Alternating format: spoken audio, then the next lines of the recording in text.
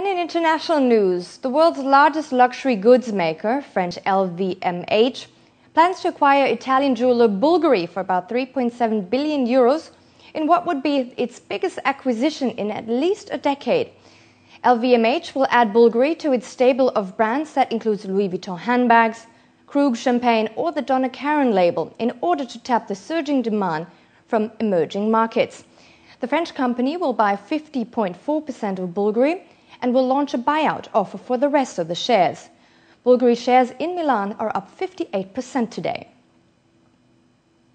Europe's largest bank, HSBC, condemns news it wanted to move its headquarters from London to Hong Kong as speculative and presumptuous. The Sunday Telegraph reported that the bank is preparing to move its base back to Hong Kong because of Britain's taxes and tighter financial regulation. The UK increased a tax on bank balance sheets this year. HSBC said the tax alone would cost around $600 million based on its balance sheet as of December last year. Still, the bank said it preferred to stay in the UK. HSBC is under pressure from investors to consider moving to Hong Kong to save taxes, as the city has less stringent capital requirements for its banks. China will heavily revamp its airline industry within the next 5 years. It will build about 56 new airports, relocate over 40 existing ones, and renovate and expand more than 90. The total number of airport-related projects this year until the year 2015 will be about 231. The total cost will amount to about $68 billion. China's civil aviation ranks second in the world, but the infrastructure doesn't meet demand yet, officials say. That is the case especially in central and western China.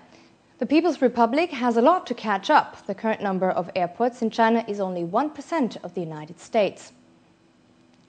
Japanese market shook off another political turmoil as the country's foreign minister resigned.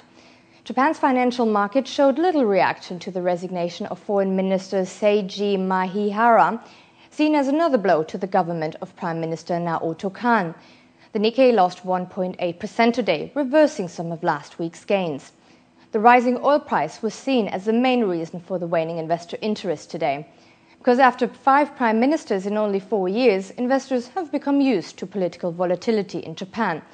The foreign ministers stepped down after taking donations from a Korean resident.